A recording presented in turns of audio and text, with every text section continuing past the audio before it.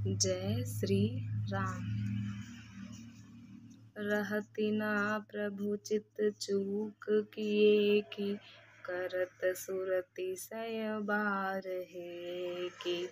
जेहि अद्य बंधेउ व्याध जिमि बाली, फिरि सुकंठ सोई कीन्ही कुचाली।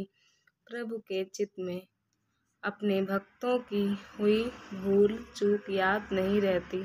वे उसे भूल जाते हैं और उनके हृदय की अच्छाई नेकी को 100 बार याद करते रहते हैं। जिस पाप के कारण उन्होंने बाली को व्याध की तरह मारा था, वैसी ही कुचाल फिर सुग्रीव ने चली।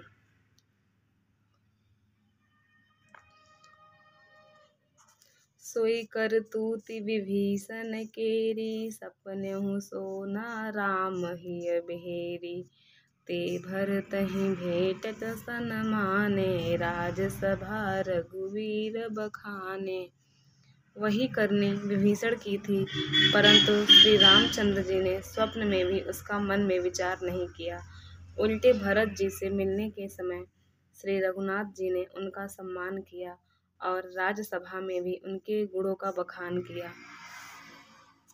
दोहा। प्रभु तरु तर कपि डार पर, ते किए आपु समान। तुलसी कहूँ न राम से, साहिब सील निधान। प्रभु श्री रामचंद्र जी तो वृक्ष के नीचे और बंदर डाली पर, अर्थात कहाँ मर्यादा पुरुषोत्तम सच्चिदानंद घन परमात्मा श्री राम जी, और कहाँ पेड़ों की शाखाओं पर कूदने वाले बंदर। परंतु ऐसे बंदरों को भी उन्होंने अपने समान बना लिया। तुलसीदास जी कहते हैं कि श्री रामचंद्र जी सरीखे सील निधान स्वामी कहीं भी नहीं हैं।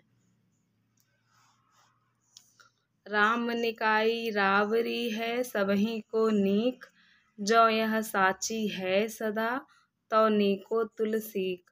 हे श्री राम जी, आपकी अच्छाई से सभी का भला है, अर्थात आपका कल्याणमय स्वभाव सभी का कल्याण करने वाला है। यदि यह बात सच है तो तुलसीदास का भी सदा कल्याण ही होगा। एहि विधि निज गुण दोष कहीं, एहि विधि निज गुण दोष कही, सबहि बहुरि सिरु नाई। वरनउ रघुबर विशद जसु, सुनि कलि कलुष नसाई।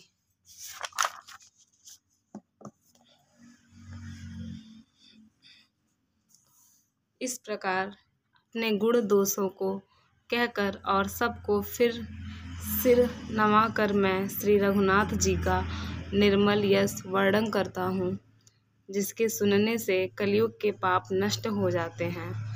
जाग बलिक जो कथा सुहाई, भरद्वाज मुनि बरहि सुनाई।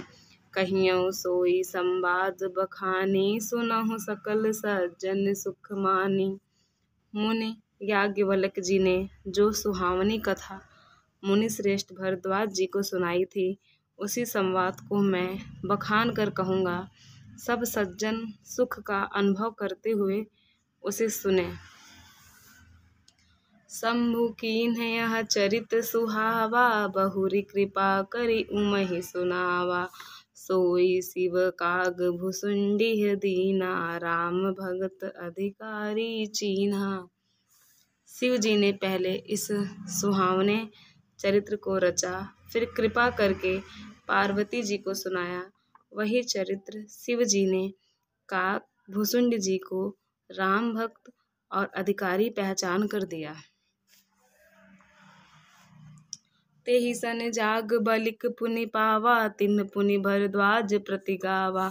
ते श्रोता बक्ता समशीला, समदर्शी जानहि हरि लीला। उन काक भुसुंड जी से फिर याज्ञवल्क्य जी ने पाया और उन्होंने फिर उसे भरद्वाज जी को गाकर सुनाया।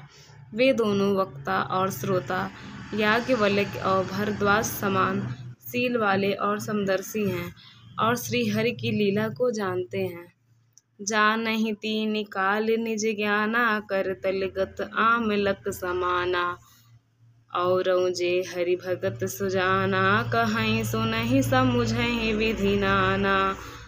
वे अपने ज्ञान से तीनों कालों की बातों को हथेली पर रखे हुए आंवले के समान प्रत्यक्ष जानते हैं, और भी जो सुजान भगवान की लीलाओं का रहस्य जानने वाले हरि भक्त हैं, वे इस चरित्र को नाना प्रकार से कहते, सुनते और समझते हैं। दोहा। मैं पुनि निज गुरु सन सुने, कथा सो शूकर खेत। समुझी नहीं तसी बालपन, तब अति रहूं अचेत। फिर वही कथा मैंने वाराह क्षेत्र में अपने गुरु जी से सुनी, परंतु उस समय मैं लड़कपन के कारण बहुत बेसमझ था, इससे उसको उस प्रकार अच्छी तरह समझा नहीं। श्रोता बक्ता ज्ञान निधि, कथा राम कै गूढ़। किमि समझो मैं जीव जड़, कलिमल ग्रसित विमूढ़। श्री राम जी की गूढ़ कथा के वक्ता कहने वाले और श्रोता सुनने वाले दोनों ज्ञान के खजाने पूरे ज्ञानी होते हैं। मैं कलयुग के पापों से ग्रसा हुआ महामूढ़ जड़ जीव भला उसको कैसे समझ सकता था। तदप कही गुरु बारहि बारा, समुझ परी कछुमति अनुसारा। भाषा बद्ध करबि मैं सोई, मोरे मन प्रबोध जेहि होई।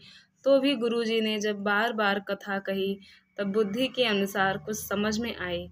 वहीं अब मेरे द्वारा भाषा में रची जाएगी, जिससे मेरे मन को संतोष हो। जसु कछु बुद्धि विवेक बल मेरे, तस कहिहउँ हिय हरि के प्रेरे। निज संदेह मोह भ्रम हरनी, करऊँ कथा भव सरिता तरनी। जैसा कुछ मुझ में बुद्धि और विवेक का बल है, मैं हृदय में हरि की प्रेरणा से उसी के अनुसार कहूँगा। मैं अपने संदेह, अज्ञान और भ्रम को हरने वाली कथा रचता हूँ, जो संसार रूपी नदी के पार करने के लिए नाव है। बुद्ध विश्राम शकल जन, रंजनी राम कथा कलि कलुष विभंजनी। राम कथा कलि पन्नग भरनी, पुनि विवेक पावक कहूँ अरनी। बुद्ध विश्राम शकल जन रंजनी, राम कथा कलि कलुष विभंजनी। राम कथा कलि पन्नग भरनी, पुनि विवेक पावक कहूँ अरनी।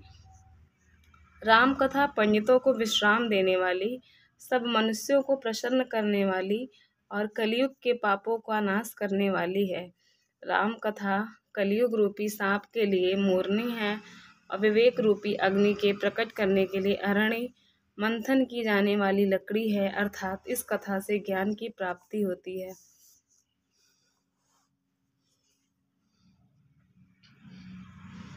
राम कथा कलि कामद गाई, सुजन सजीवनी मोरि सुहाई। सोई वसुधा तल सुधा तरंगिनी, भय भंजनी भ्रम भेक भुभंगिनी।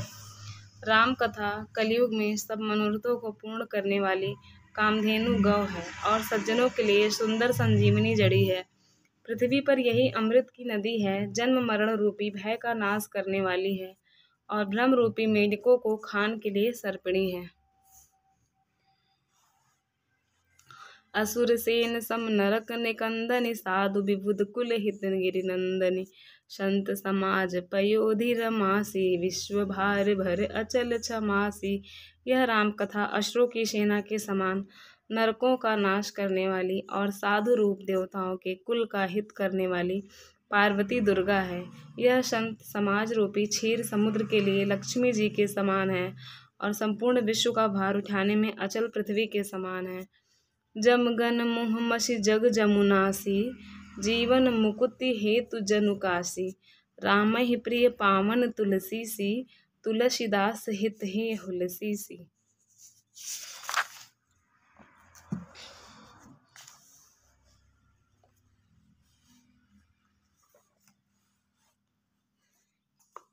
यमदूतों के मुख पर कालिख लगाने के लिए यह जगत में यमुना जी के समान है और जीवों को मुक्ति देने के लिए मानो काशी ही है।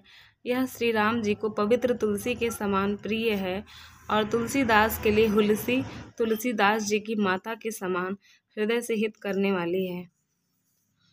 शिव प्रिय मेकल शैल सुतासी सकल सिद्धि सुख संपत्ति राशि सद्गुण सुरगन अम्ब अदिति सी रघुबर भगत प्रेम परिमित सी। यह राम कथा शिव जी को नर्मदा जी के समान प्यारी है। यह सब सिद्धियों की तथा सुख संपत्ति की राशि है। सद्गुण रूपी देवताओं के उत्पन्न और पालन पोषण करने के लिए माता अदिति के समान है। श्री रघुनाथ जी की भक्ति और प्रेम की परम सीमा सी है। राम कथा मंदाकिनी चित्रकूट चित चारु तुलसी सुभग स्नेह बन श्री रघुवीर विहारु। तुलसीदास जी कहते हैं कि राम कथा मंदाकिनी नदी है, सुंदर निर्मल चित्रकूट है और सुंदर स्नेह ही वन है जिसमें श्री सीता राम जी विहार करते हैं।